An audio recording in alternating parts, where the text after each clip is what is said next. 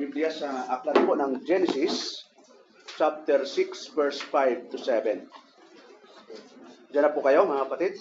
Genesis chapter 6, verse 5 hanggang 7. Sabi po dito, "And God saw that the wickedness of man was great in the earth, and that every imagination of the thoughts of his heart was only evil continually." In verse 6, "And it repented the Lord that he had made man on the earth, and it grieved him at his heart." Verse 7, "And the Lord said, I will destroy man, whom I have created from the face of the earth, both man and beast, and the creeping thing, and the fowls of the earth, for it repented me that I have made them." So, purihan Diyos sa mga salitang ating binasa, tayo po'y manalangin. Salamat o Diyos sa umagang ito, muli sa pagkakataon na kami po'y narito upang kayo aming sambahin sa Espiritu at katotohanan. Nawa po ang Banal na Espiritu ang magturo sa amin. Nawa magkaroon kami ng humility na ano po ang aming mga pagkukulang. Nawa ito po ay maging humble kami na nawa ay aming pagsisihan sa aming mga buhay, O Lord. Nawa hindi po maging hadlang ang anuman, ang aming mga problema, aming mga trials, ang aming mga sitwasyon sa buhay ay hindi maging hadlang upang kayo aming papurihan at sambahin sa dakila mong pangalan, O Lord. Salamat o Diyos at away pangunahan mo kami mula umpisa hanggang matapos ay nawa ang kapurihan at karangalan mo lamang ang maitaas sa aming mga buhay. Lahat po na ito, Diyos, dinadalangin namin sa pangalan ni Jesus. Amen. Okay, waka muna kayong kapatid at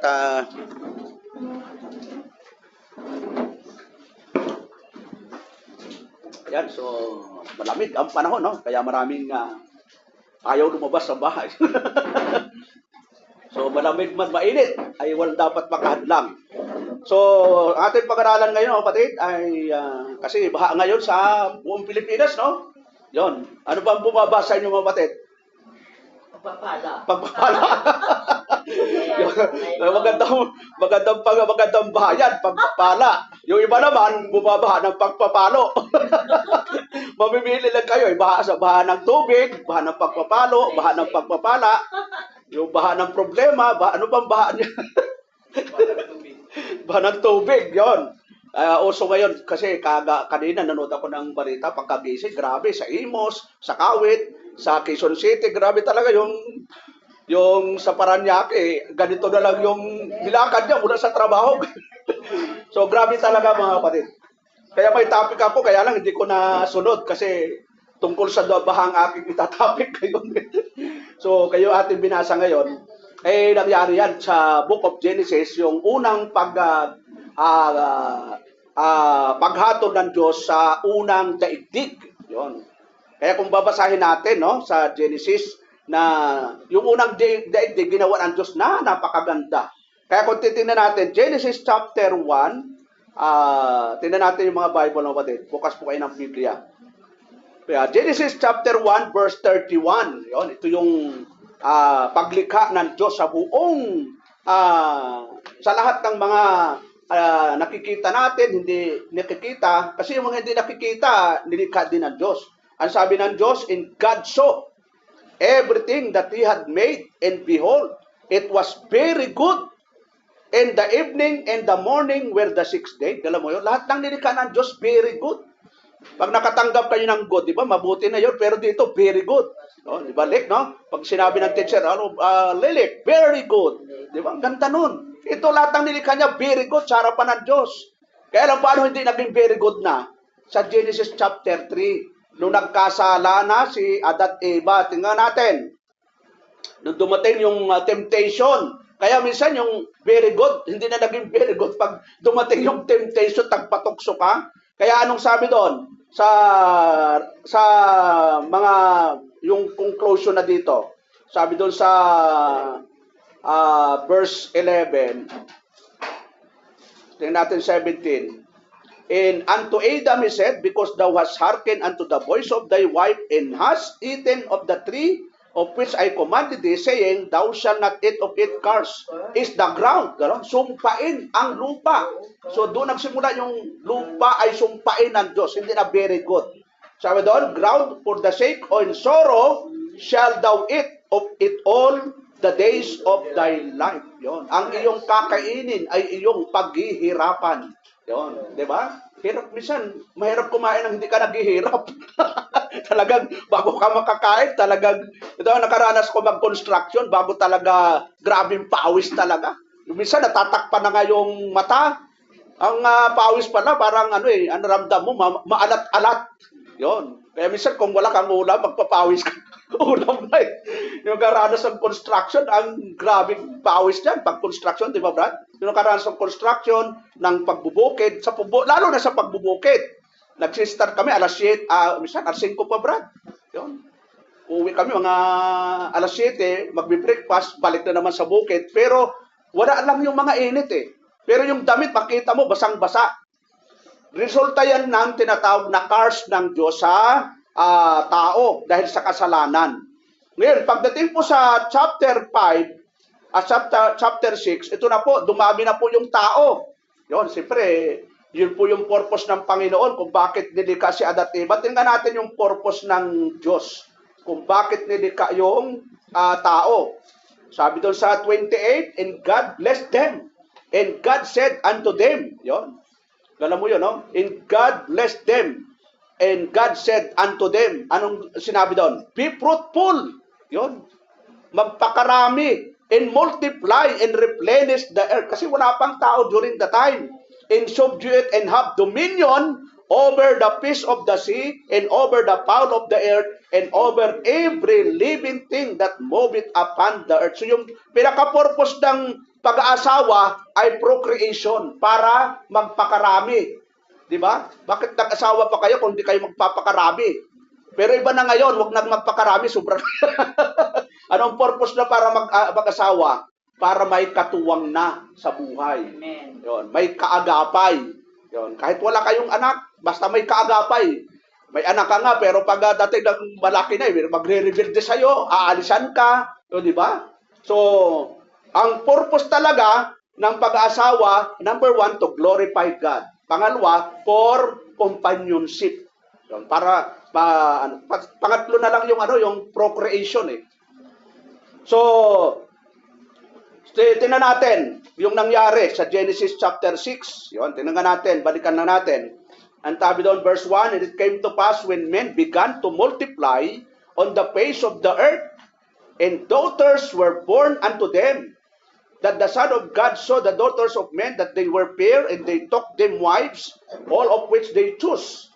And the Lord said, my spirit shall not always strive with man, for that he also is blessed. Yet his days shall be 120 years. Yun, kita mo, prophecy na yon na yung 120 years, bago gunawin, 120 years na mamaya talakay natin yon. There were giants in the earth in those days, and also after that, when the sons of God came in unto the daughters of men, and they bare children to them, the same became mighty men, which were old of men and renowned. So ito yung pinaka-text natin. And God saw, yun, tanong mo natin, no? That the wickedness of man was great in the earth. Ano yung great in the earth? At nakita ng Panginoon na mabigat ang kasamaan ng tao sa lupa. Mabigat na raw. At ang buong haka, yun, in every imagination of the thoughts of his heart was only evil continually. At ang buong haka ng mga pag-iisip ng kanyang puso ay pawang masama lamang na parati. Ito yung nakita ng Diyos sa unang mga tao during the time ng Genesis, na yung puso ng tao ay puro masama na lang ang hinahaka. Wala na nag-iisip ng mabuti during the time. Kaya anong sabi ng verse 6? And it repented the Lord that he had made man on the earth, and it grieved him at his heart. At nagsisi ang Panginoon na kanyang nilalang ang tao sa lupa, at nalumbay sa kanyang puso. Yung sinabing nagsisi, ibig sabihin, nalungkot siya, na parang, bakit ganito yung nilikha ako? Yun. Wala na yung purpose of glorify God.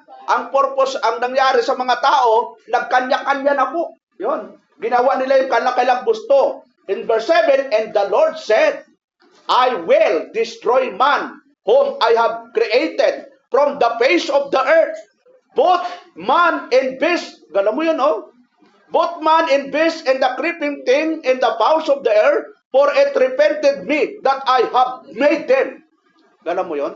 Talagang sa galit ng Diyos, sa kanyang naramdaman na galit kasi nawala na po yung purpose ng tao na to glorify God eh. Nagkaroon na po ng wala nang nag-iisip ng mabuti, wala nang gumagawa ng mabuti, wala kahit isa. Dito pa lang, nandito na po yung Romans 3:10. Kaya kung titingnan natin mga kapatid, yung sinasabi dito, the reason for the flood, sin brought judgment. Yon. Kaya nagkaroon ng pagbaha during the time. At kahit ngayon, di ba? Hindi pa nga buong mundo eh.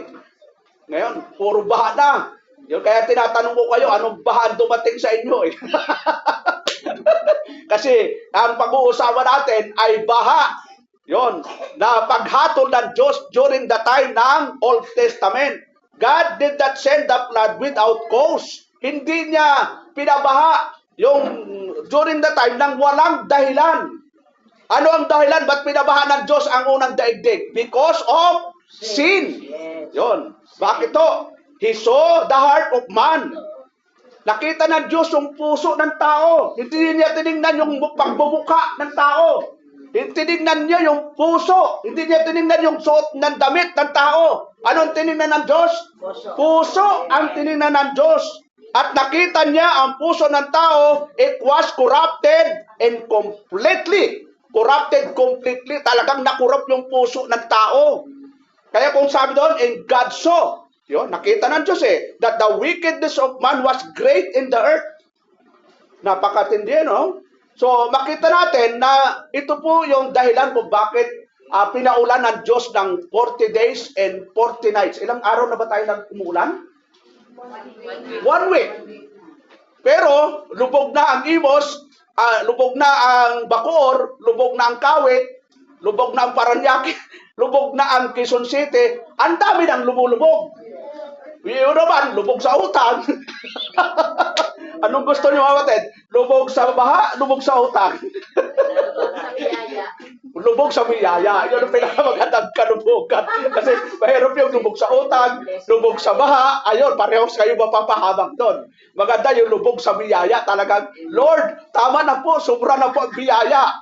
Huwag niyong pipigilan ang biyaya. Huwag niyong sabihin, tigil na. Kasi pag itinigil ng Diyos yan, ibig sabihin, maramot ka. Yun. Pag sinabing, Lord, dagdagan mo pa kasi marami akong tutulungan. Hindi, babaha talaga ang pagpapala. O pag hindi bumaha ang pagpapala, baka maramot. Di ba? Give and give. Give. Magbigay ka at ikaw ay bibigyan. Eh, kita mo yung baha, hindi tumitigil kasi walang flood control. Hindi tumitigil eh. Kasi nga, yung dapat gastusin sa flood control, nasaan? Nasa bulsa. Yun. Wala na, hindi na nagamit sa flood control eh. So makita natin, dito mga kapatid, na sabi doon, and the Lord said, I will destroy man. Ang purpose ng baha during the time ay para i-destroy ang mga tao. Bakit ang target ng Panginoon yung mga tao? Kasi ang taong gumagawa ng kasalanan eh. Nadamay nga lang yung mga hayop. Nadamay yung mga, sabi doon ng verse 7, and the Lord said, I will destroy man whom I have created from the face of the earth, both man and beast, and the creeping thing, and the fowls of the earth. Dara mo lahat.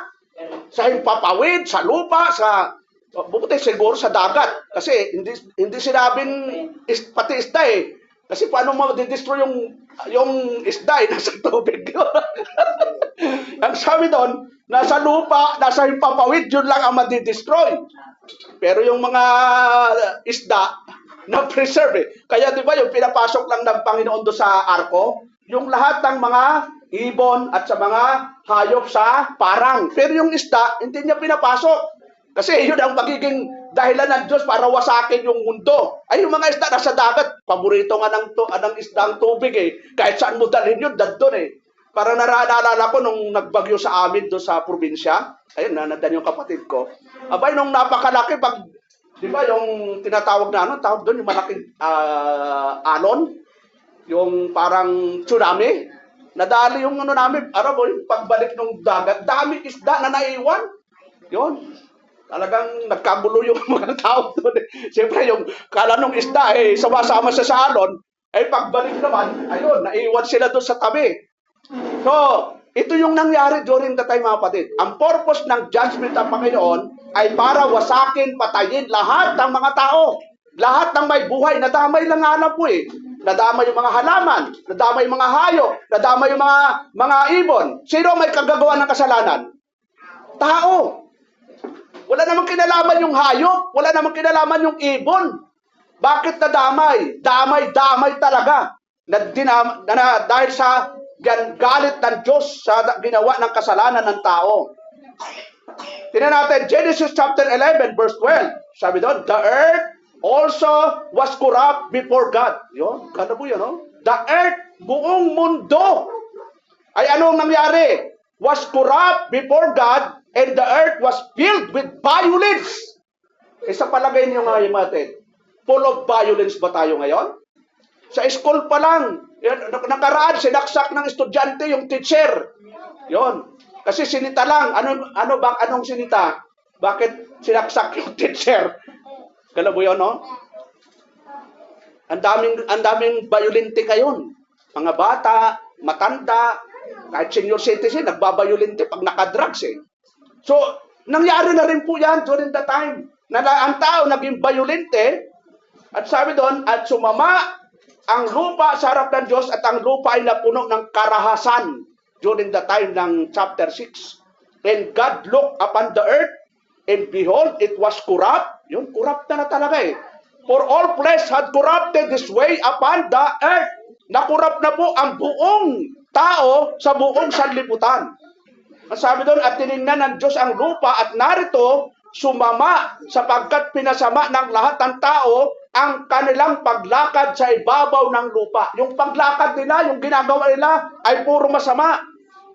Proverbs 14:34. Righteousness exalted a nation, but sin is a reproach to any people. Ang katuwiran ay nagbubunyi ng bansa. Yon, 'di ba? Pag ang tao ay matuwid, mabait, masunurin sa Diyos, natutuwa ang Diyos, natutuwa ang mga tao. Ngunit ang kasalanan ay kakutyaan sa alinmang bayan. Gano'n mo yun? Kakutyaan kapag gumagawa ng kasalanan. Kita mo ngayon, ang ating gobyerno nagtuturuan sino yung may kagagawa ng flood control. Nawala na ang flood control. Anong nangyari? Ghost project. Sila mismo nagtuturuan, di ba? Pero puntahan mo ang bahay nila. Sila rin, ang yayaman nila.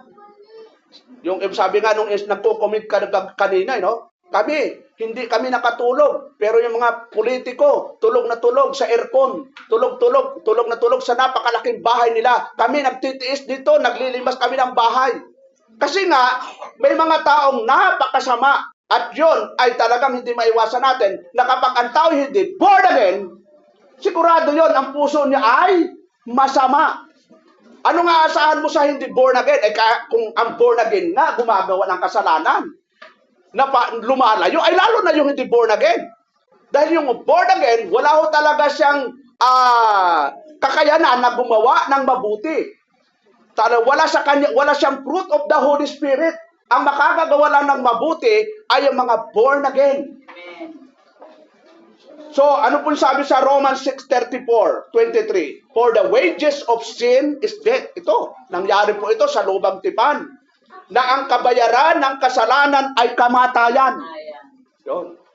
But the gift of God is eternal life through Jesus Christ our Lord. Kaya, yung paghatol ng Diyos sa kasalanan, akala natin, maliit na kasalanan, maliit na pagsisinungaling, maliit na pagkupit, parang ang Diyos ay nadadaan natin sa maliit.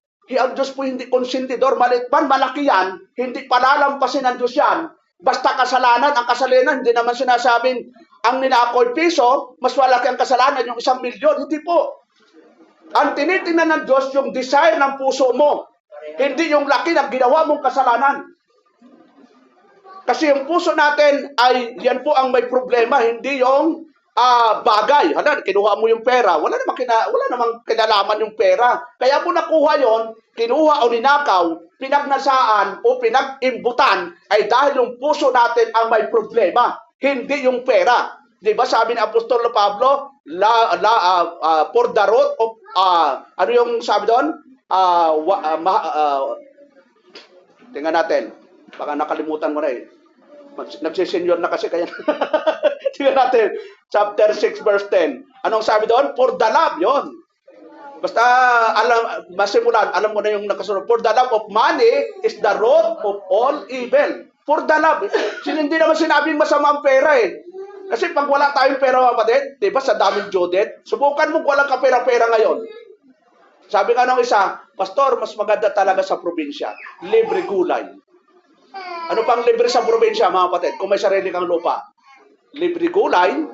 Ano pang libre? Libre tubig. Yun, sa amin, may ilog kami. Ano pang libre? Libre buko, kung may niyugan. Libre dagat. Yun, si Sister Janice may sariling dagat dito. Ang ganda ng dagat sa kanila eh. Yun, ganun mo yun, no? Kaya na tayo, wala tayong choice. Gusto natin talaga sa syudad at lahat ng bayarin talagang pagdating na, buwan-buwan talagang bayarin, no? Pero kung may probinsya lang kayo, may mga kapatid, mas maganda magsuprobinsya. Yun.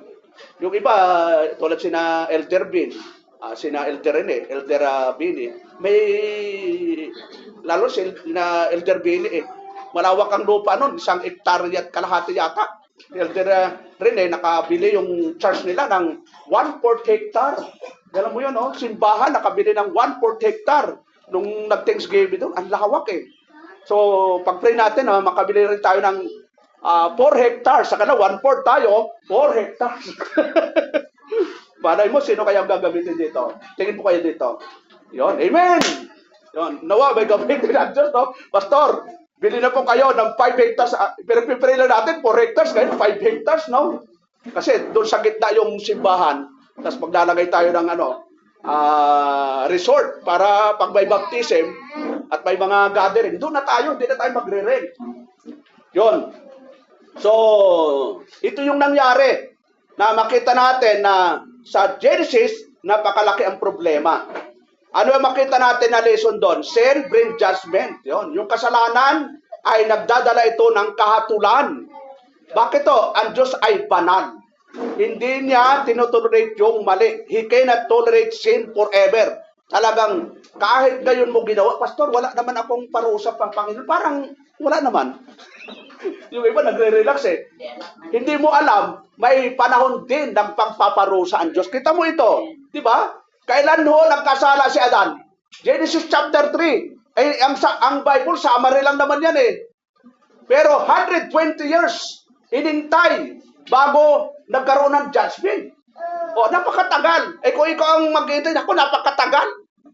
Parang sa ngayon, parang sabi, ang tagal namang magbalik sa ang Panginoon. Sabi no, babalik na. Kailan pa, Lord? Kailan ka ba babalik? Hindi natin alam. Pero katulad ng ginawa ng Diyos sa unang daigdig, talagang mayroon siyang time na paghatol. Alam niya yun eh. Sin brings judgment. God is holy. He cannot tolerate sin forever. Corruption was universal. Napaka-corrupt ang tao.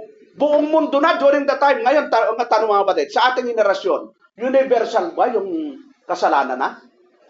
Buong mundo na ba ang gumagawa ng kasalanan? Buong mundo na.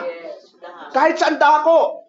Pag hindi born again, pag hindi believer, anong aasahan mo? Ang sabi nga ng Bible, ang masama ay magpapakasama.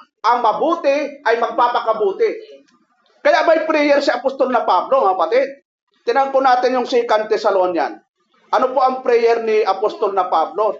Sa 2 Thessalonian chapter 1, simulan natin sa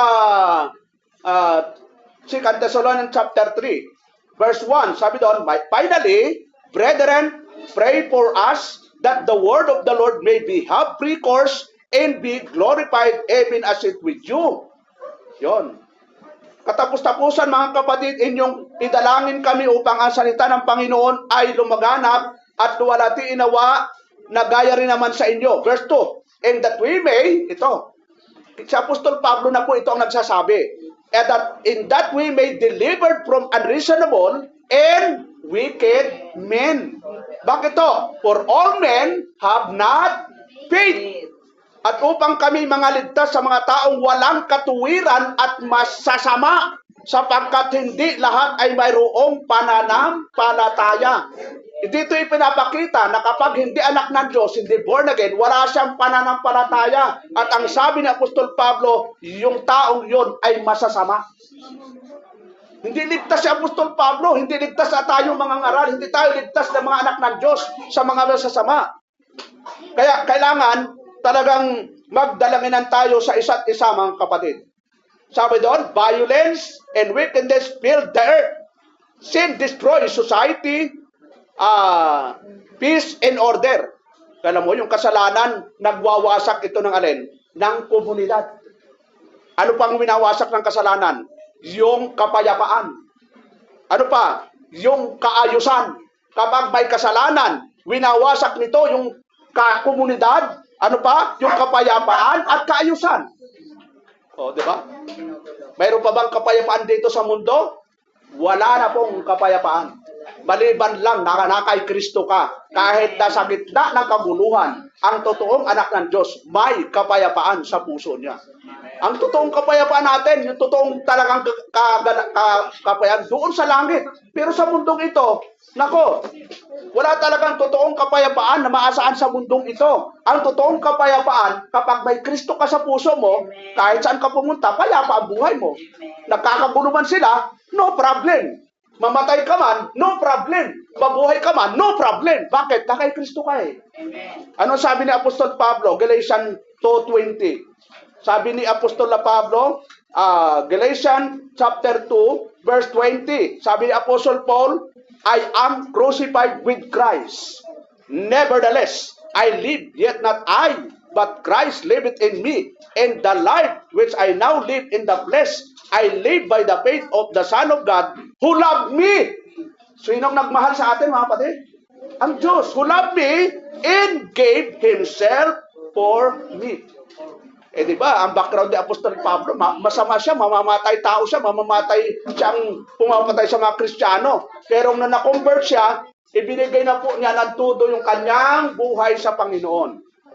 God is grieved by sin. Ang Diyos po'y nalulungkot sa kasalanan ng kapatid. Mga magulang, tingin po tayo. Kayo ba hindi nalulungkot kapag ang anak nyo'y gumawa ng kasalanan? Nalulungkot po tayo. Di ba, paalala tayo sa mga anak. Anak, huwag kang gagawa ng ganito, anak ha.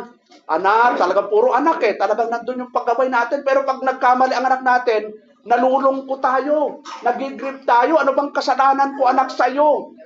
Ano bang ginawa ko sa'yo mula maliit? Pangaral ako, bakit ganito ka na? Ganon din ang Diyos, magkapatid. Nagigrieve, nalulungkot. Kaya sa 1 Thessalonians, Ephesians, tingnan natin, mismo ang banal na espiritu, kapag gumatay ng kasalanan, nalulungkot ang banal na espiritu. Dito sa Ephesians 4:30, ano po yung sabi ni Apostle Paul? And grieve not the Holy Spirit of God, whereby you are sealed unto the day of redemption. At huwag ninyong pigatiin ang Espiritu Santo ng Diyos na sa Kanya kayo'y tinatakan hanggang sa kaarawan ng pagkatubos. Ganun mo yun, no? Ang banal na espiritu pala, pag bumabata ng kasalanan, nalulungkot siya, nagigrieve siya. Ayaw kasi ng banal na espiritu na gumawa tayo ng kasalanan. Gusto ng banal na espiritu, i-exercise natin yung fruit of the Holy Spirit. Ano ba yung fruit of the Holy Spirit? Sino sa ulo? Memory verse natin yun ah.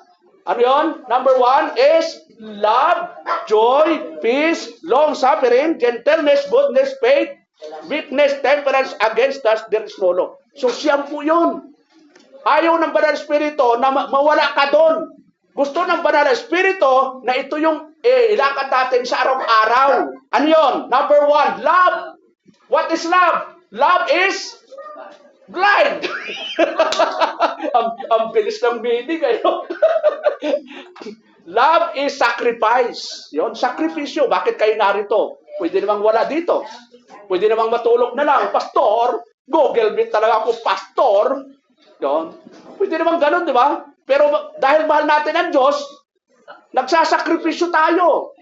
Hindi ibig sabihin yung mga nasa Google Meet, walang sakripisyo. Nagsakripisyo din sila eh. Huwag lang kayo matulog. Baka naka-Google Meet kayo, pero tulog kayo ha. So, ang totoong nagmamahal ay nagsasakripisyo.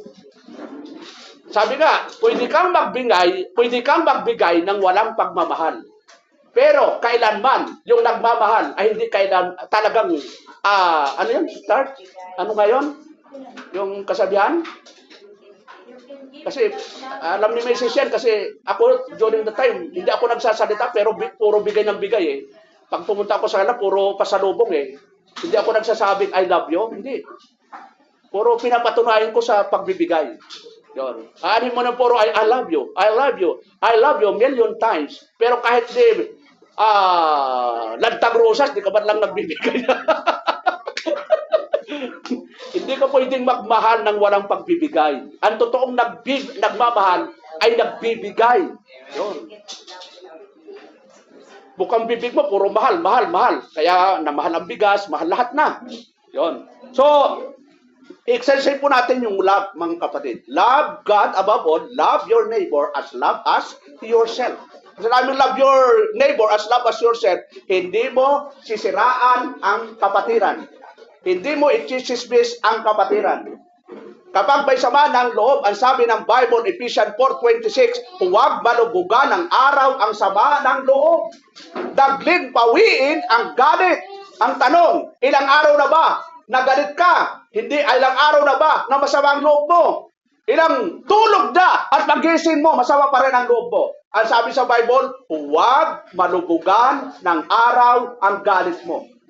Yon. Kaya ano yun sa mag-asawa, di ba? Sa mag-asawa, malimit yan eh. Gano'n mo, natutulog, nakatalikuran. Tapos sabi na sa, huwag mo kang dito, doon ka sa sala. Dito ako sa loob. Outside, di ko lang buka. Malimit ho ang war. Saan po ang number 1 nagwa-war? Sa loob ng bahay. Yan, ang number 1 nagkikira. Sino ang unang nagkikira sa bahay? Mag-asawa. Yun, mag-asawa. Anong pinag-aawayan minsan ng mag-asawa? Mga may asawa? Mga maliliit na bagay na minsan ay kayong maliit na bagay ay lumalaki. So dapat pinag-uusapang mabuti. Huwag palakihin. Kasi sabi nga, ang maliit, ang talagang gusto niya lumaki. Yung malaki, ayaw nang lumiit. So balik po tayo doon sa ating pinag-usapan. So sabi doon pa rin, God hates sin. Ano po yung sabi pa dito mga kapatid? God waited, but judgment certainly came. So kita mo, 120 years, nangaral si Noah. Sabi ng Panginoon, mangaral ka. Sabihin mo sa mga tao, magsisi sila sa kasalanan, sapat gugunawin ko ang mundong ito sa pamamagitan ng baha. Yun, nangaral si Noah habang gumagawa ng arko. Siguro, hindi ko alam kung anong schedule niya. Siguro sa umaga nangangaral o kaya sinasabay niya pangangaral at paggawa ng arko. So sabi doon, God gave the world 120 years to repent. Yun, 120 years bago nagkaroon ng judgment day sa paglipol, but they refuse. Long suffering does not mean no judgment. Hindi ibig sabihin parang wala lang naman. Parang okay lang na.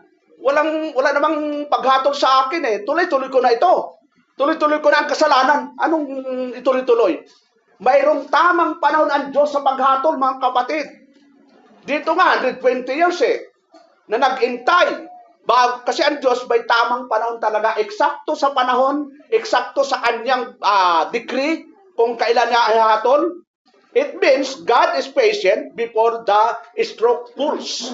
Bago niya pabagsakin yung isang gusto niya pabagsakin, matyaga pa rin siyang binibigyan niya ng pagkakataon. Parang di ba yung Sodom at Gomorrah, kung makita natin, bago niya paulanan ng apoy at asopre, anong ginawa ng Diyos mga kapatid? Nakipag-bargain pa nga si Abraham kaya sa Lord, di ba? Lord, sabi na ni Abraham, Lord, kung mayroon kang makikitang 50 doon, na matuwid. Itutuloy mo pa ba ang paghatol? Sabi ng Diyos, alang-alang sa 15 matuwid. Hindi ko hahatulan ang bayang yon. 40, Lord. 30. Ano pa sunod sa 30? 20. 10. Ang problema, wala naman talagang nakita. Na kahit mismo yung sambahayan ni Lot, ay ano po, compromiser na po. Kaya ang nangyari po sa sambahay ni Lot ay biyaya na lang ng Diyos, habag na lang. Ang sabi ng anghel kay Lot, umalis kayo sa bayang ito. At kapag kayo'y naglalakad, huwag kayong lilingon. Kapag kayo'y lumingon, magiging haliging asin kayo. So binigyan pa ng warning bago ilapat ng Diyos yung paghatol. Ibig sabihin, binibigyan pa ng pagkakataon na magsisi. Pinadala pa ng Diyos yung anghel. Tayo, sino mga kapatid ang pinapadala sa atin para mabigyan tayo ng babala? May anghel pa bang ipapadala ang Diyos sa panahon ito na sasabihin, talaga. Magsasalita sa hating gabi. Ay pag marinig po hating gabi, tapos yung kisabi, nagtatanggalan. Kala mo, nagtatanggalan. Magsalita ang anghel, nagtatanggalan yung kisabi, tapos yung mga ilaw, nagpuputukan ako. Lord, tama na po. Sa panahon ito, mga kapatid, wala nang tinig ng Diyos na marinig tayo, wala nang anghel tayo makita, mayroong pastor na ginagamit ang Diyos para marinig natin. Ano po yung sabi ito sa Ephesians? Maghintay pa kayo ng tinig ng Diyos, linggo-linggo, Wednesday, Bible study, narinig ninyo ang tinig ng Diyos. Ano ba ang tinig ang hinihintay nyo, mga kapatid? Mamaya, magsalita ang Diyos, wasak ang simbahan natin. Kasi during that time, pag nagsasalita ang Diyos, nagkumikidlat, kumukulong. Anong gusto nyo, mga kapatid? Diretso magsalita ang Diyos sa atin? Wag, ayaw ko na, kayo na lang. Pero, ano po yung sabi ng Ephesians? Sino pa ba ang ibinigay ng Diyos para magpaalala sa atin? Magbigay ng warning. Sabi niya sa Ephesians 4:11, 12, and He gave some apostles, and some prophets, and some evangelists, and some pastors and teachers, for the perfecting of the saints, yun, for the work of the ministry, for the edifying of the body of Christ. So yung mga pastor na po, yun. Kaya ba sabi doon sa Bible, pakamahalin ninyo. Sinong pakamahalin? Ang mga pastor. Yun. Kasi minsan lang naman mabuhay yan. Baka bukas ko, di na ako ni Lord. Pastor! Pasensya ka na po, pastor. Di ko pinaramdam na mahal kita. Paano ko pa maramdam? Paano pag mamahal mo? Patay na ako? Ito, abuloy, pastor. Nung buhay ako, hindi ako nakapag-offering. Ito na po. Huling offering ko na sa'yo, pastor. Ako na po ang bahala sa kabaho mo. Paano ko pa malalaman na mahal mo ako? Sagot ko na po ano ba yung pinag-ano ng kabaho, Brad? Yung sinusuotan? Yung nitso. Huwag na kayo mablema, may nitso na po ako. Yung nitso ng biyanan ko. Huwag na po niyo ganong intayin, mga kapatid. Kahit sa kanino mga kapatiran, sa magulang nyo, iparamdam na po niyo ang pagmamahal habang buhay pa po ang pastor nyo, ang magulang nyo, ang anak nyo. Ngayon nyo iparamdam. Huwag nyo intayin na nandun na po siya 6 feet below the ground. Tapos hagis-hagis ka ng bulaklak, pastor, paalam. Paalam, pastor. Talagang daming bulaklak na binili. Magkano ba ang binili mo bulaklak? So, iparamdam na po natin sa pastor. Wala na hong tinig na marinig tayo para paalalahanan tayo. Sa panahon ng lumang tipan, talagang ganun po ang nangyari. Ngayon, sabi doon, Genesis 6:3, and the Lord said, "My spirit shall not always strive with man, yet his days shall be 120 years." 1 Peter 3, to kinonfirm ni Peter, when once the long suffering of God waited in the days of Noah, while the ark was preparing. Yon, habang inihanda yung arko para iligtas, ilan pong tao naligtas during that time, mga kapatid? Ilang tao ang naligtas sa baha? 8 lang. Sinong 8 yon? Si Noah, asawa ni Noah, may 3 anak siyang lalaki at yung 3 anak may asawa. So 6 plus 2, 8 lang. Ay ilan pa kaya ang tao doon? Ang dami na. 8 lang yung nakapasok. Nung bumabaha na, gustong pumasok yung mga tao, problema, isinarado na ng Diyos yung pintuan. Ano mo, doon ho nagsimula yung automatic. Hindi sinara ni Noah yung pinto, ang Diyos ang nagkusang nagsara ng pinto. Kaya sa lumang tipan, yung mga first unang nag-opera, sinong unang surgeon? Ang Diyos mismo. Di ba, pinatulog si Adan, tapos kinuha yung isang tadyang, yun ang unang operation. Tapos yung unang automatic, sa Shangri-La Hotel, hindi na automatic, yung pintuan doon, tinutulak. Nung Monday, nandun ako bago ako pumunta sa Bible study, o doon sa office, dumaan ako sa office Di ba dumadaan tayo doon sa Shangri-La sa dati umiikot pa yun ngayon, pag hindi mo itinulak, hindi na, wala nang automatic Ang first automatic na nangyari sa panahon pa lang ng Genesis. So, for 2 Peter 2:5 mga kapatid. 2 Peter chapter 2 verse 5, it is spare not the old word. Yon, old word, sabihin yung panahon ng lumang tipan, but save Noah, the 8th person, a preacher of righteousness, bringing in the blood upon the word of the ungodly. Yon. Alam mo, kaya pala ang purpose ng blood, ang purpose ng judgment, ay ano po? Para walisin o parusahan yung mga hindi maka-Diyos. Masabi sa 2 Peter 3:9, the Lord, ito para sa ating panahon na ito, the Lord is not slack concerning His promise, but is long-suffering to usward, not willing that any should perish, but the day of the Lord will come as a thief in the night. Yon.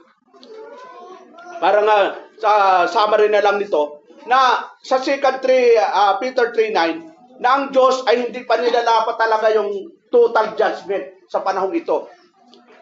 Di ba? Baha-baha lang. Baha sa Imos, baha sa Bacoor, baha sa Kawit, puno-puno lang. Dito sa atin, may baha ba? May baha dyan sa ilog. Pero sa atin, di pa tayo nakakaranas ng naranasan ng iba na kagabi napanood ko hanggang dito sa Paranaque. Ini-interview siya ng taga-GMA. Saan po kayo galing, sir? Galing po ako sa trabaho. Saan po kayo pupunta? Ililigtas ko yung aking pamilya kasi nandun ako sa 2nd floor. Alam mo yan, tayo payapa tayo nakakatulog, pero ibang mga tao na nakakaranas ng baha, hirap na hirap po sila, walang tulog. Yung kakainin nila, magbabangka pa sila para kumuha ng pagkain. Ang tawag po dyan, partial judgment of God. Hindi total judgment ng Panginoon. Hindi pa dumaring tayo doon. Kumbaga, sinasabi lang ng Bible na binibigyan pa tayo ng pagkakataong magsisi. Sino binibigyan ng pagkakataong magsisi? Yung mga anak ng Diyos. Yung mga anak ng Diyos na pasaway. Yung mga anak ng Diyos na ayaw sumunod sa kalooban ng Panginoon. Yung mga anak ng Diyos na sa halip na sumunod sa Panginoon ay ang ginugusto ay yung makamundo, makalaman, makasanlibutan. Yan ang gusto ng Diyos. Kaya nga sabi doon, kung titingnan natin sa pagkatagalog, 2 Peter chapter 3, verse 9. Sabi doon, sa Tagalogin natin, maganda. Hindi mapagpaliban ang Panginoon tungkol sa kanyang pangako na gaya ng pagpapalibang ipinalalagay ng iba, kundi mapagpahinuhot. May self-control pa. Mayroong may mahaba pa ang pasensya ng Diyos. Mapagpahinuhot sa inyo na hindi niya ibig na sino man ay mapahamak, kundi ang lahat ay magsipagsisi. Nagsisi na ba kayo mga kapatid? Amen. Bago kayo pumunta, humingi na ba kayo ng pagpapatawad sa Diyos? Lord, baka kantahin ba, Lord, patawad. Tapos balikan na naman sa kasalanan. Ang totoong pagsisisi mga kapatid, ano ang repentance mga kapatid? Repentance is turn away from sin. Yun, ang repentance. Pag sinabing repentance, tatalikod ka sa kasalanan at hindi mo na uulitin yung kasalanan. Yun ang totoong pagsisisi.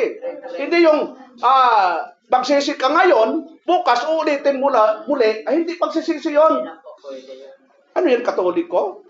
Di ba, no, Katoliko, Father, ito po ang aking kasalanan. Nang babae po ako, nang lalaki po ako. Lahat ginawa, sinabi mo na, pero bukas, ulitin mo ulit. Walang pagsisisi doon. Pag sinabing repentance, turn away from sin. Tatalikod ka sa kasalanan. Iiwanan mo na ang kasalanan. Ang sabi ni Apostle Paul, being in Christ is a new creature. All things are passed away. Behold, all things are become new. Bago ka na. Yun, bago ka na. Yung bagong pagkatao, exercise natin. Yung lumang pagkatao, iwanan mo na. Dapat ang manaig sa atin, yung bagong pagkatao. Sinong nanood sa inyo ng Spider-Man? Yun. Spider-Man 1, 2, 3. Ano bang latest na Spider? Diba? Hindi naman talaga Spider-Man siya eh. Natural na tao siya, pero diba? Kinagat siya ng mga lang, parang, anong tawag doon? Yung barbarian, no? Anong tawag doon, sis? Fantasy. Yun. Pero, kung titingnan natin, hindi naman talaga Spider-Man, hindi talaga siya Spider. Yung dating pagkatao niya, talaga natural na tao siya. Nakagat lang siya ng spider. Yun. Eh ngayon, naging ano na siya, yun na yung kanyang pagkatao. Talaga in-exercise niya, talagang pag ginano niya yung kanyang sopot eh. Huwag ka nanonood ka na Spider Pastor. Dinanood lang ako, kinukuha ka lang yung lesson. Ibig sabihin, kung ano yung pagkatao natin, spiritual speaking, yun na yun po yung gawin natin mga kapatid. Kasi dalawang pagkatao natin, makalaman at maka-spiritual. Kung makalaman at ginagawa mo pa, Lunes hanggang Sabado makalaman, nasaan yung spiritual? Paglinggo lang, 2 hours. Mamaya, paglabas ko, makalaman ulit ka, Pastor. Loging-loging yung makalaman, maka-spiritual. Kala mo, yung makalaman mo, Lunes hanggang Sabado. Yung spiritual, alas 10 hanggang alas 12. Paalam ka kay Pastor, aalis agad ako. Kasi pupunta ka sa makalaman. Ay, so, logi talaga maka-spiritual. So, dapat to, manaig talaga. Lunes hanggang Linggo, maka-spiritual tayo. Walang panahon ang makalaman. Ang sabi po ng Galatians chapter 6, chapter 5, mga kapatid. Galatians chapter 5 po pala. Chapter 5 verse 16. Simulan natin sa 17. Sabi doon, this I say, then, walk in the Spirit. Ano daw ang gagawin natin bilang Kristiyano? Walk in the Spirit, and you shall not fulfill the lust of the flesh. Yun. Kapag ang unang gagawin natin, lumakad sa Espiritu, ibig sabihin ng lumakad sa Espiritu, i-exercise po yung fruit of the Holy Spirit. Love, joy, peace, long-suffering, gentleness, meekness, faith, and gentleness. Imposibleng makakagawa ka ng kasalanan. Talagang yung kasalanan, talagang wala na eh. Hindi mo na isa sa puso, hindi mo na sa isisip. Kasi ang nasa puso mo yan, ang gawin ang fruit of the Holy Spirit. Yun, love, joy, yun, excited ka. Pagdating sa gawain, excited ka, Sabado pa lang. Nagpa-plansa na. Hindi nung paglinggo, nag-aagawin ka ng plansa, naputol tuloy yung salip na kang plansa. Dapat Sabado pa lang, nagpe-prepare na for worship. Pati offering. Yun, piniprepare na. Hindi pag dito, nag-aano ka pa sa bulsa, nasaan kayo yung 20? 20, ay nahugot mo 1,000. Ako nakita ni Pastor, 1,000, nakakahiya naman, 1,000 na. O hindi wala rin sa puso. Sa bahay pa lang. 1,000 ibibigay ko sa puso, Lord, 1,000. Pero nung nasa church, ay, may bayarin pala ako, 20 lang. Nagbago tuloy. Dapat sa bahay pa lang, ipinag-pray mo na lahat.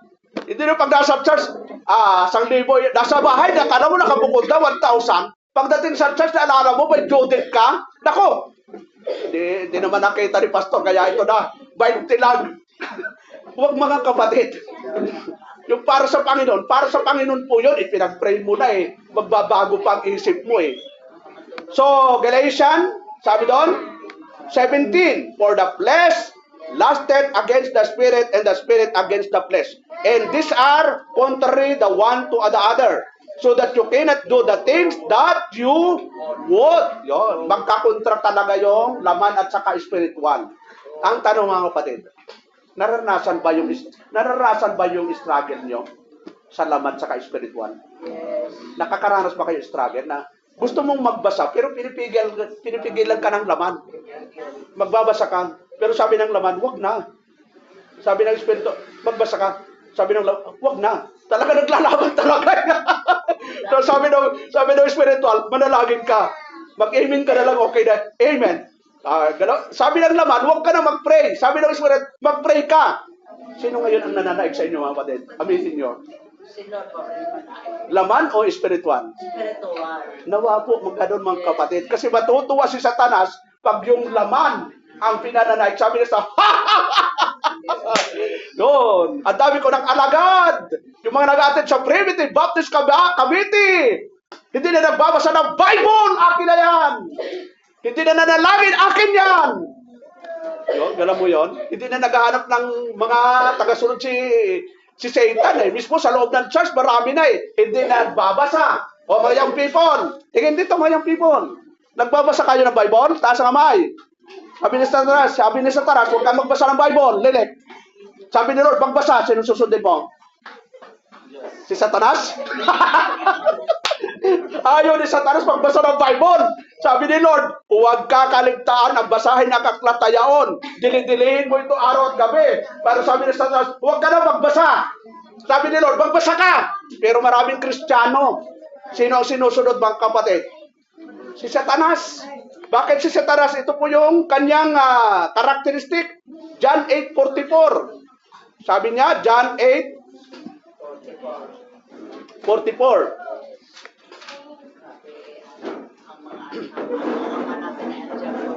Kaya po, nanaplo ko na yung aking mahiwagang ano. Yan. Sandali na po ha. Yan. Sandali po. John 8:44, sabi ng Panginoon. Mismo ang ating Panginoon nagsasabi. Sa 44, you are of your father. Yun. Gala mo? Kayo sa inyong amang diablo. Gala mo? Kayo. Kausap niya. Kayo sa inyong amang diablo at ang mga nais ng inyong ama, ang ibig niyong gawin. Siyang mamamatay tao, buhat siya pa nung una. At hindi na natili sa katotohanan. O yun, pag hindi tayo na natili sa katotohanan, para tayong tagasunod ng kalaban eh. Parang pinapalakas natin yung puwersa ng kalaban.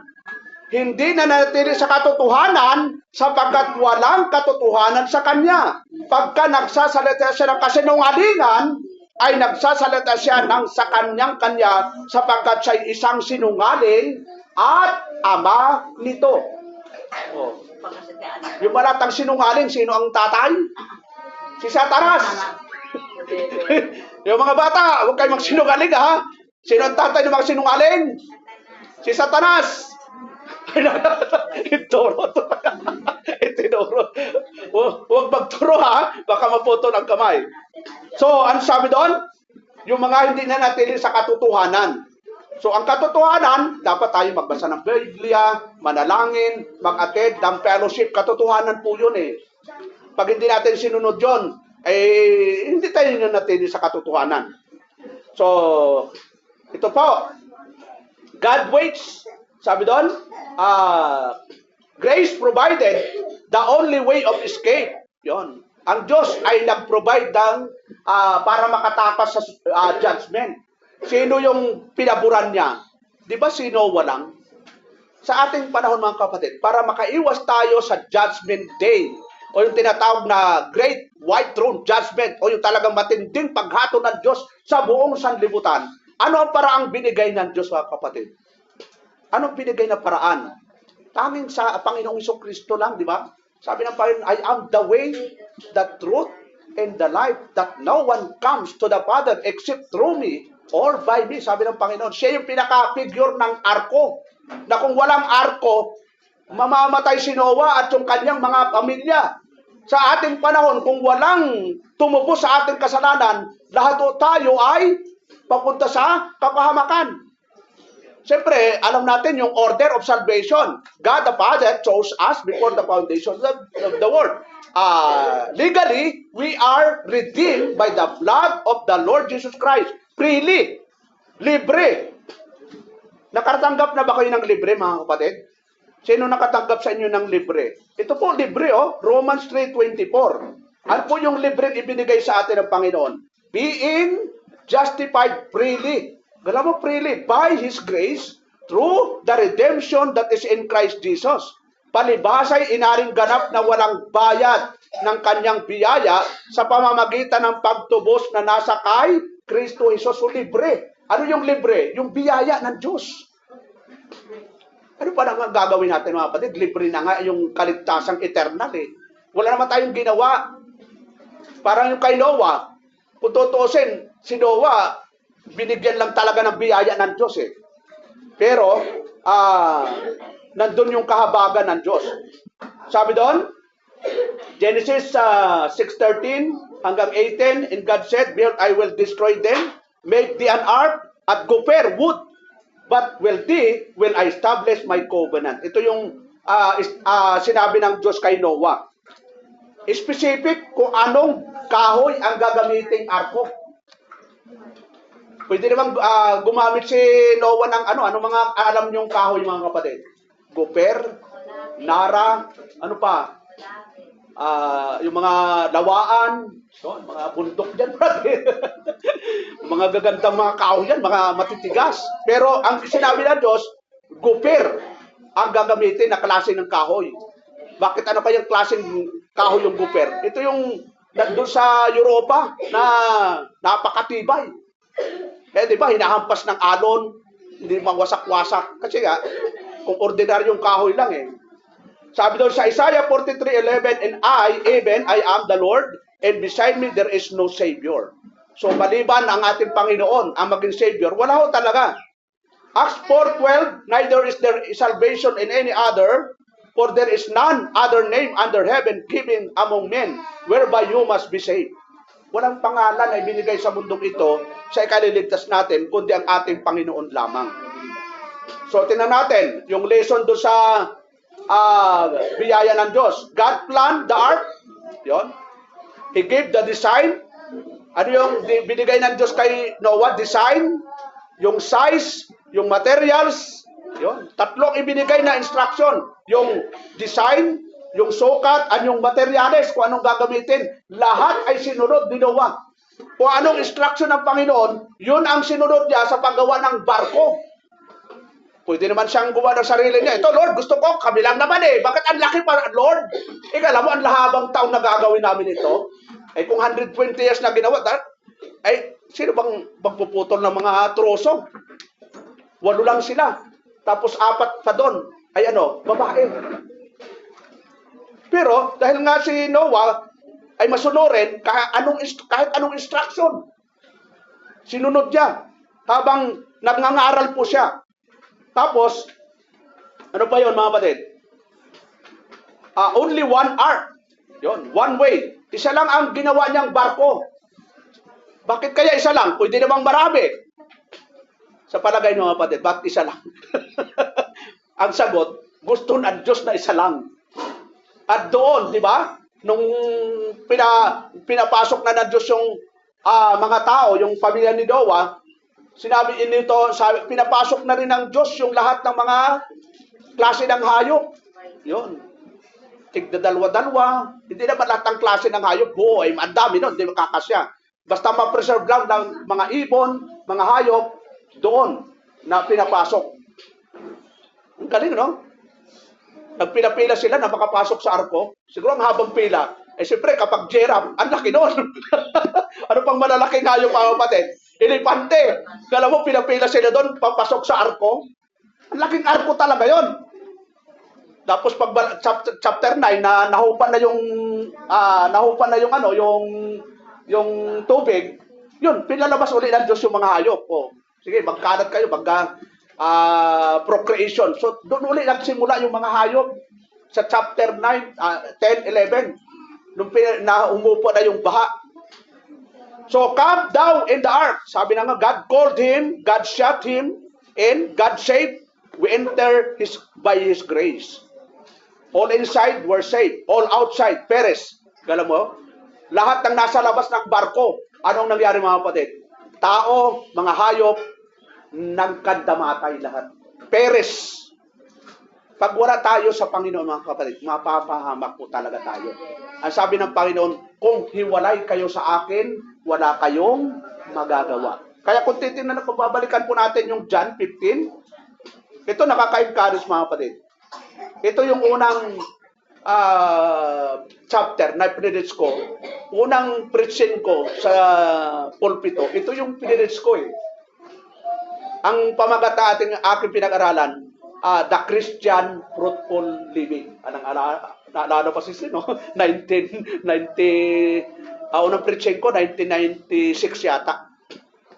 Yung 1996. Unang preaching ko doon, no? So, makita natin, anong sabi doon sa verse 2, mga kapatid. Yun, verse 2 lang tayo. Every branch in me that beareth that fruit, he take it away. And every branch that beareth fruit, he forget it, that it may bring forth more fruit. So, importante talaga na nasa Panginoon tayo, intact tayo. So, sabing nasa Panginoon, ang head of the church, ang iglesia, ang body of Christ. Ang sabi po, nasa Panginoon ka. Ba't wala ka sa church? Ang katawan ng Panginoon ay ang iglesia. Kasi wala naman ang Panginoon dito eh. Ang iniwan niya, yung katawan niya. At ang katawan ng Panginoon ay ang church. Kaya di ba, napapabilang tayo sa iglesia. Pag nabautismuhan ka na, isa ka na sa membro ng local church.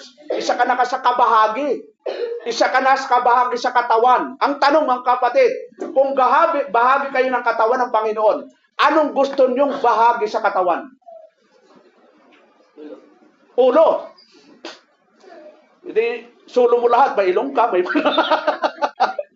marami kang bahagi, no? So, lahat tayo may bahagi.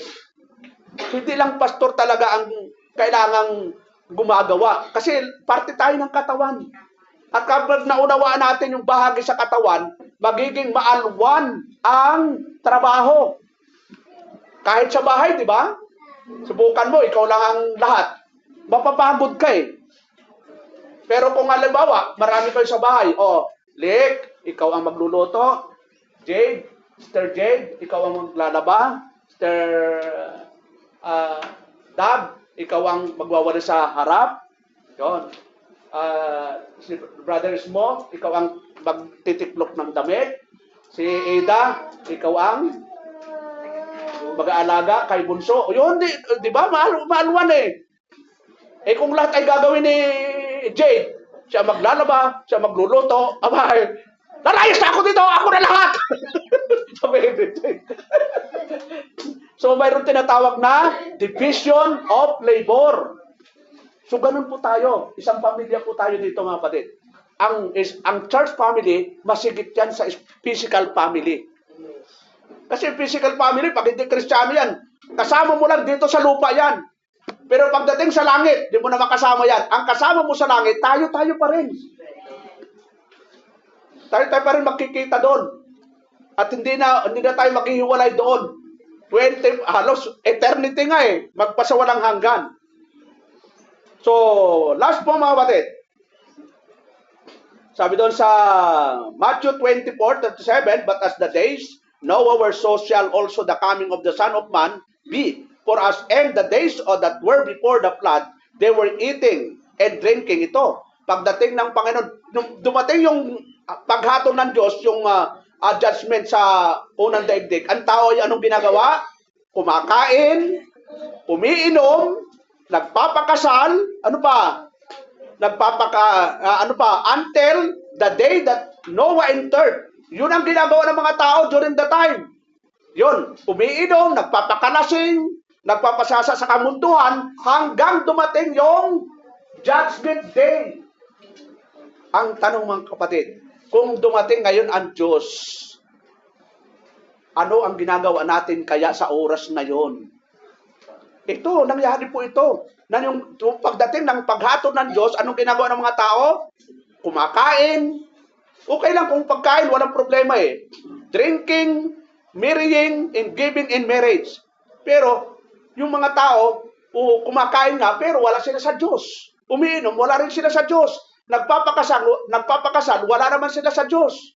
Kumbaga, it's natural na lang gawin ito na parang hindi magbigay ng glory sa Panginoon. Ano pa yung sabi doon? Revelation 20 verse 11 to 12. And I saw a great white throne formed whose face the earth and the heaven fled away, and I saw the dead and small and great stand before God. So lahat po tayo haharap sa Diyos, mga kapatid. Wala akong makakalibre. Lahat po talaga hahatol tayo sa Panginoon. Sabi doon, God did not forget Noah. When judgment was done, God sent the wind. Water receded and new world began. Kaya po, nung diba, lumutang-lutang na po yung arko na pinaulan ng Diyos, diba? Ilang araw po pinaulan ng Diyos ang during the time? 40 days and 40 nights. Tapos yung arko, matapos na umulan ng 40 days, 40 nights, lumutang-lutang yung arko. Pero chapter 8, sabi doon, and God remembered Noah, and God made a wind to pass over the earth, and the waters assuaged, and the waters returned from off the earth continually. So, bumalik sa dati, yung tubig. Yun, bumalik sa dati. Kasi lahat ng bundok natabunan, kaya na was out lahat eh. Pero sa chapter 8, bumalik sa dati yung tubig. Ibig sabihin, bumaba, lumitaw uli yung mga kabundukan. Kaya sa amin, nakatira po kami sa bundok. Pag gusto niyong sumama, sama po kayo. Kami po, nagtatanim po kami sa bundok ng mga kung ano-anong mga tanim, mga gulay, mga kabute, yung mais, palay. Sa unang pagtanim namin, palay ang tinatanim namin. Pangalawa, tatanim na naman namin ng mais yan. Pero makikita namin, may mga sisir doon sa bundok. Yung nga tanong ko sa tatay ko, tay, bakit may mga sisir dito? Ang dami. Sabi ng tatay ko, hindi ko alam. Kala mo nasa bundok, ang daming sisir, na yung mga pinag-anuhan. So, nung pinag-aralan ko ang Bible, ganun pala yon. Wala pa naman tumitira during that time, no? Kasi kagubatan yun eh, na hinawa namin. Nag-illegal, illegal kainin kami. Pero magtataka, sa kataas-taasang bundok, may mga sisir na nagkalat. Sabihin, totoo po yung tinatawag na baha during the time in almost na ilang buwan po yun. Pero ibinalik po ng Diyos. Genesis 9:11, 13, and I will establish my covenant with you, neither shall all flesh be cut off anymore by the waters of a flood. I do it by bow in the cloud, and it shall be for a token of a covenant between me and the earth. So, di ba, nakikita natin yung rainbow? Sino nakakita sa inyo ng rainbow? Doon. Yan ay paratandaan ng Diyos. Ito ay covenant ng Diyos kay Noah na hindi nagugunawin ang Diyos sa pamamagitan ng baha. Ngayon, kanda baha tayo, di ba? Naku, baka gunawin. Hindi po gugunawin ng Diyos ang mundo sa pamamagitan ng baha. Partial po lang yan. Ang mundo ay naka-reserve po saan? Dito po sa 2 Peter, chapter 3, verse 7. Tingnan natin mga kapatid, ating mga Biblia. 2 Peter, overtime lang po tayo. At masarap yung ating ulam. Mayroong adobo, mayroong kangkong, puro adobo, adobong kangkong. 3:7. Ano po yung sabi doon? But the heavens and the earth, which are now by the same word, are kept in store, reserved unto against the day of judgment and perdition of an ungodly men. Yon. Yung mundong ito, naka-reserve ito sa apoy. Yon. Bago gawin ng Diyos yung pagpapaulan ng apoy dito, kukunin muna niyan yung mga anak. Nasa kamay ng lahat ng anak ng Diyos. Yon. Lahat ng anak ng Diyos. Yon. Ibig sabihin, lahat po tayo kukunin ng Panginoon bago niya idapat yung paghatol niya sa mundong ito. Lahat ng anak ng Diyos din na po makakaranas ng paghatol ng Diyos. Amen. There is no condemnation, sabi ng Romans 8:1. Bago niya po ilapat yung pagpapaulan ng apoy at asupre dito sa mundo, kukunin muna niya lahat ng mga anak ng Diyos. At papapasa Panginoon tayo magpakailanman. Yun ang sarap nun. Kaya nawa mga kapatid, ano pa dahilan para hindi tayo maging faithful, di ba? Pagdating niya, kukunin tayo. Di ba? Yun na lang po ang ating magagawa. Wala man tayong ginawa sa eternal salvation. Wala tayong ginawa sa legal salvation. Wala tayong ginawa sa vital place of salvation. Pagbabalik ni Kristo, wala rin tayong ginawa. Ang maging gagawin na lang natin, maging tapat sa Panginoon. Magbasa ng Biblia, manalangin, mag-attend ng fellowship. Yung tatlong lang yan yung mga kapatid eh. Yun lang ang gagawin natin, magbasa ng Bible, manalangin, ano pa? Mag-attend ng fellowship. Mahirap, madali. Sinong nahirapan? Taas ang kamay. O ibig sabihin, madali lang. O i-check ninyo ang sarili nyo. Nagbabasa ba ako ng Biblia? Ayun ko. Hindi ko nga alam eh. Ikaw rin sumagot. Mula ngayon mga kapatid, nawa, magbasa tayo pagkagising sa umaga. Yung one chapter, one verse o 3 verse. Kung hindi nyo kayang one chapter, kahit 2 verse na lang.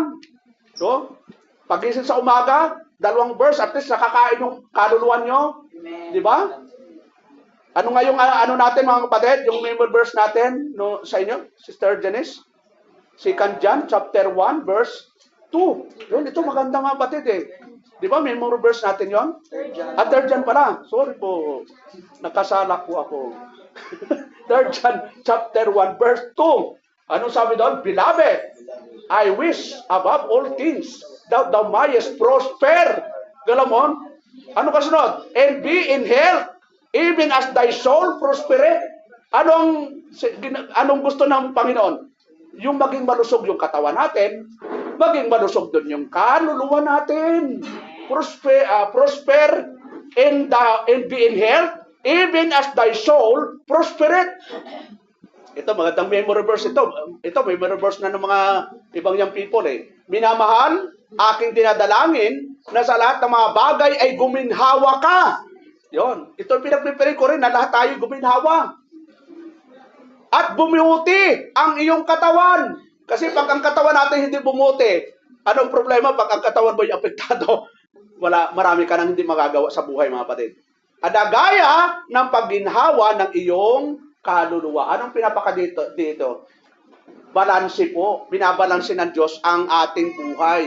Katawan sa kaluluwa. Ang tao po, binubuo ng tatlo, no? Katawan, kaluluwa, at espiritu. Yung espiritu, ito yung hinga ng Diyos. Ito yung buhay natin. Pero, yung katawan natin, nangangailangan din po ng pag-iingat yan, maging malusog. Yung kaluluwa, ganun din. Kailangan natin palusugin yan. Kaya kailangan pakainin natin yan, umaga, tanghali, hapon. Magbasa ng Biblia umaga, tanghali, magbasa, gabi, magbasa. Yung physical mo naman, aalagaan mo rin yan. Sino bang kumakain sa inyo ng breakfast, mga kapatid? Basta di na kumakain. One time lang ako kumain. Once a year. Once a year kumain. So, yung mga nagda-diet, yun. At least, kahit isang beses lang kumain, basta malusog yung kinakain mo, no problem po yun eh. Dati naman talaga daw, sa kasaysayan, isa lang beses lang talaga kumain. Kailan po nauso yung 3 times? Kailan lang po yan eh. Bakit to nauso yung 3 times na kumain? Because of business. Yun. Para palakasin ang negosyo. Pero during the time, isang beses lang talaga kumain eh. Eh ngayon, talagang kain sa umaga, merienda alas 10, tanghali kain, merienda alas 3, kain hapunan, merienda alas 10, bago matulog merienda pa rin. Talagang gano'n, no? So pwede pa lang hindi kumain ka kahit one time lang, basta healthy yung kinakain mo. Eh kayo, kahit anong kain mo, pag hindi healthy, lalaki lang yung iyong katawan. Pero, hindi ka healthy. Maraming payat, pero healthy. Kaya ako, medyo payat, pero healthy. Pagkagising ko, nagpapabawis ako, nagpapaaraw. Ganun po yun, mga kapatid. Eh. Alagaan natin yung katawan natin. Matutulog ako, alas 10. Yun. Pinakamataas na tulog ko, alas 10 eh. Kung may pagkakataon, alas 8, tulog na ako. Gising, alas 4. Yun, nagaanan ako. Nagpapapawis na. Kung iniintay ko na si Mrs. gumising, maglalakad naman kami. Yun, ganun yun. Routine na po yun. Eh. Dapat magkaroon tayo ng routine na para sa katawan, para din sa spiritual. Pagkagising ko, mayroon akong time sa devotion, magbabasa ng Bible, mag-aaral, at minsan nakikinig pa nga ako ng preaching ko. Mismo preaching ko, pinapakinggan ko. Nakikinig pa ba kayo ng preaching sa YouTube? Kapatid, sa kamay. Sinong nanonood ng preaching at nakikinig? Wala na. Wala kahit isa. ano na lalo ng ating spiritual? Wala na nagbabasa, wala nang nananalangin, wala nang nanonood ng preaching, wala, kahit isa. Tapos pag may problema, Lord, bakit ang problema ko? Palaguin natin yung ating spiritual, mga kapatid. So, yan lang po sa umagang ito at nawa, nagkaroon tayo ng lesson. Nawa, magpatuloy lang tayo, no? Sa kabila ng mga dalahin natin sa buhay. Tayo po'y tumayo at tayo po'y manalangin. Salamat o Diyos sa umagang ito, sa inyong kabulihan, sa inyong biyaya. Salamat o Diyos sa pagkakataon na kami po'y napagpala ng iyong mga salita. Ito po'y naway magsilbi sa aming lesson, aral na isa nangyari po sa panahon ng Lumang Tipan, lalo na po sa panahon ni Noah, ay ito rin po ay lalong patindi na patindi ang kasamaan ng tao. Nanawa kami mga anak ng Diyos ay nandun po sa pagpapakabuti, pagsunod sa iyong kalooban. Nawa, Lord, tulungan mo kami na magampanan ang aming mga tungkulin sa pagbabasa ng Biblia, pananalangin at pag-attend ng fellowship.